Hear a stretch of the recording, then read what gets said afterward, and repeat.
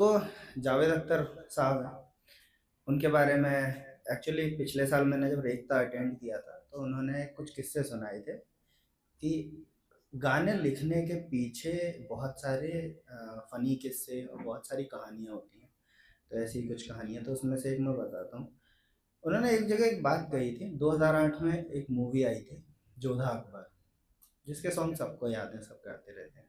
उसी साल एक और मूवी आई रॉक ऑन, ठीक है, उसके भी गाने सबको याद हैं। जोधा अकबर के लिए जावेद साहब को नेशनल अवार्ड मिला जश्न बहारा के लिए। तो उन्होंने बोला कि मैंने जश्न बहारा बहुत अच्छा लिखा था, मुझे पसंद भी था, बट मुझे ऐसा लगता है कि अवार्ड अगर मिलना चाहिए था तो रॉक ऑन के लिए मिलना चाहिए था, क्योंकि जश्न बहारा मेरा उर्दू सेगमेंट है, मैं लिख ही लेता हूँ, ठीक है, बट वहाँ मैंने लिखा था कि मेरी लॉन्ड्री का एक बिल, एक आधी पढ़ी नॉवेल, ठीक है। तो इस तरीके के लिरिक्स। तो उनका एक और जोरदार किस्सा है।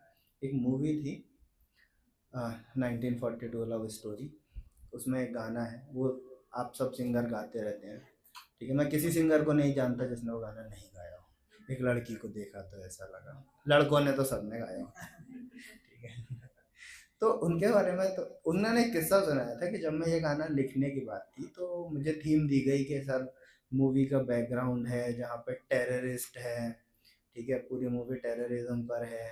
यहाँ पर आपको एक ऐसा लिखना है कि कहीं दंगे चल रहे हैं, टेररिस्ट अटैक हो रहे हैं, और हीरो लड़की को देखता है और प्यार हो जाता है। बोले अब इस पर कैसे लिखें। लेकिन विधु विनोद चोपड़ा साहब थे कि नहीं, आपको कुछ तो लिखना है। और कंपोज़र थे पंचम दा, आर डी बर्मन साहब। वो अपने गुस्से के लिए जाने जाते थे कि टाइम पर अगर गाना ना मिला तो जावेद अख्तर साहब को विधु विनोद चोपड़ा साहब ने बोला कि नहीं, आपको लिखना है, कुछ लिखना है। तो बोले ठीक है, बोले ठीक है लिखते हैं, और वो चले गए। 3 दिन बाद की सेटिंग थी और वो भूल गए कि गाना लिखना है। अब जब वो सेटिंग पर जा रहे थे तब वहाँ पर उन्होंने, उनको समझ नहीं आया कि क्या बोलेंगे वहाँ जाके, पर उन्होंने कहा जो भी होगा देखेंगे, ज़्यादा होगा तो मुंबई छोड़ देंगे। ठीक है, ये जावेद अख्तर ने रिकॉर्डेड है। तो उन्होंने बोला कि मुंबई छोड़ देंगे, लेकिन जब वो जा रहे थे और कार में बैठे बैठे उन्होंने बस एक उनको लाइन आई कि एक लड़की को देखा तो ऐसा लगा।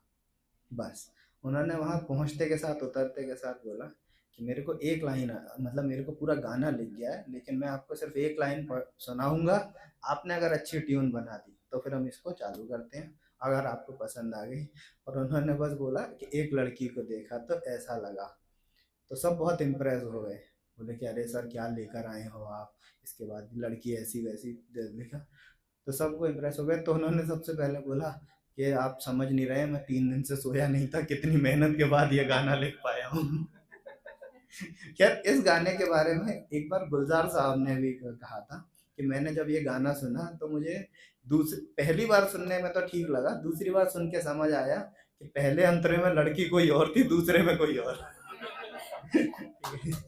तो ठीक है, मैं ऐसे ही कुछ किस्से सुनाता रहूँगा, बीच बीच में अपनी गज़ल भी सुनाता रहूँगा। तो एक गज़ल सुनाता हूँ। इसके पहले 3 शेर पास्ट टेंस में है, 2 शेर करेंट यानी प्रेजेंट टेंस में। कि भूल जाने की बात करती थी, भूल जाने की बात करती थी, दिल जलाने की बात करती थी, उजाड़ कर मेरे सपनों का आशियाना, वो अपना घर बसाने की बात करती थी। अब बरस सी लगे इंतज़ार की घड़ी, वो आते ही जाने की बात करती थी। और अब 2 प्रेजेंट टेंस के शेर कि मिली है एक लड़की नई मुझको, मिली है एक लड़की नई मुझको, मुझसे बस मुस्कुराने की बात करती है। गीत लिखा था जो मैंने तुम्हारी याद में, गीत लिखा था जो मैंने तुम्हारी याद में, वो पगली उसे ही गुनगुनाने की बात करती है। तो अब मैं जिसको बुला रहा हूँ उसको एक शेर के साथ बुला रहा हूँ कि मैं दे रहा हूँ आवाज़ तुम्हें बड़ी नाज के साथ, मैं दे रहा हूँ आवाज़ तुम्हें बड़ी नाज के साथ, तुम भी मिला लो आवाज़ मेरी आवाज़ के साथ। तो रितेश आओ, स्टेज आपका है।